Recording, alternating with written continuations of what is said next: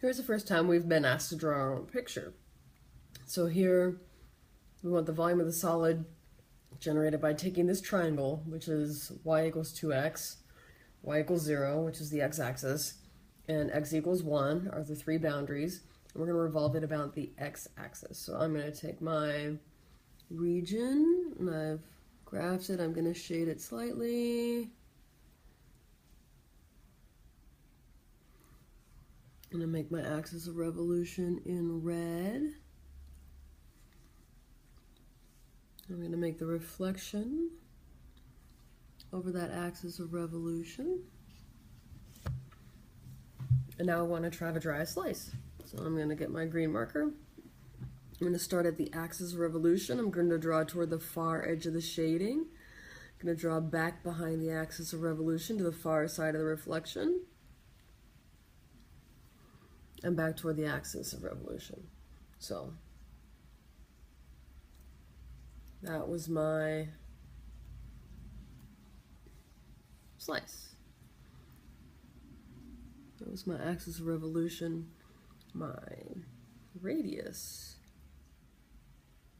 is a horizontal line with right boundary on the axis of revolution.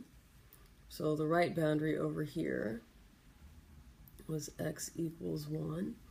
And the left boundary over here was that function. But that function, all I have right now is an expression for the y value.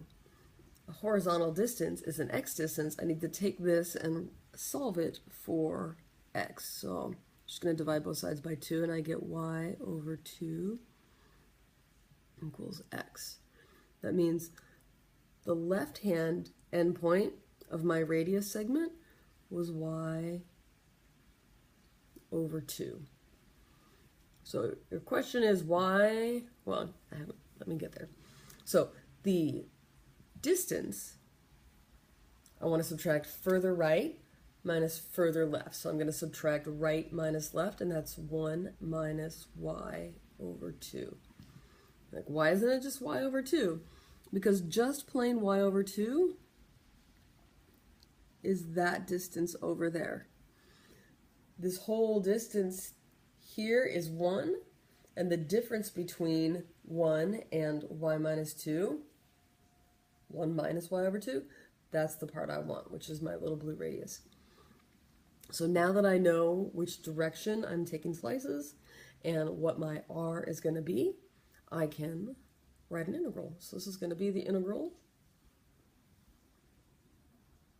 I took slices, well, do it again, in the vertical axis of rotation. So I'm going to take horizontal slices. The thickness of every slice is a small change in y. I'm going to start with my dy.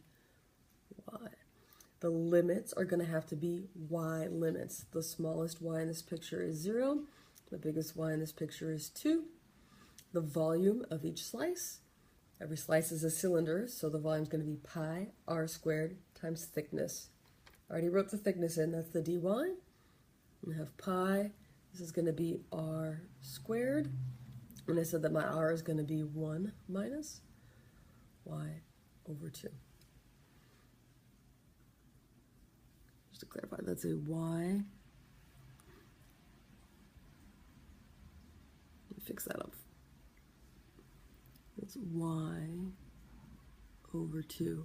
And notice again, the radius, the axis of revolution was not one of the coordinate axes.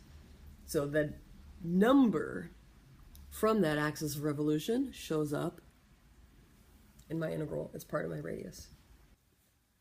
If you're going to integrate this, the way to simplify this integral is not to use the u substitution. We're going to take that 1 minus y squared and actually square it. So it's going to take 4 multiplications. This is going to be pi times the integral from 0 to 2 of 1 minus, so this is going to be y over 2 minus another y over 2, which is minus 2y over 2 plus y squared over 4 dy. It's going to be pi times y. 2y over 2 is just y, so it's going to be minus y squared over 2 plus y cubed over 4 times 3 is 12. And evaluate from 0 to 2. So that's pi times 2 minus 4 over 2 plus 8 over 12 minus, and then I'm going to evaluate that antiderivative at 0, but I'm going to get 0 minus 0 minus 0. This is going to be pi times 4 over 2 is 2, so 2 minus 2 is 0. 8/12 is just 2/3. So 2/3 pi is my final answer. Don't be mad, but this is one case where we could have found that volume using a formula you know. If you take a right triangle and revolve it around one of its legs, the result is a cone. So volume of a cone is 1/3 base times height, where the base is a circle, so the area of that circle is pi r squared times h, which would have been 1/3 times pi. The radius covered from x equals 0, so from, x equals 0 to x equals 1 is the radius, so 1 squared. The height of that cone was 2. So 1/3 times pi times 1 times 2, 2/3 pi.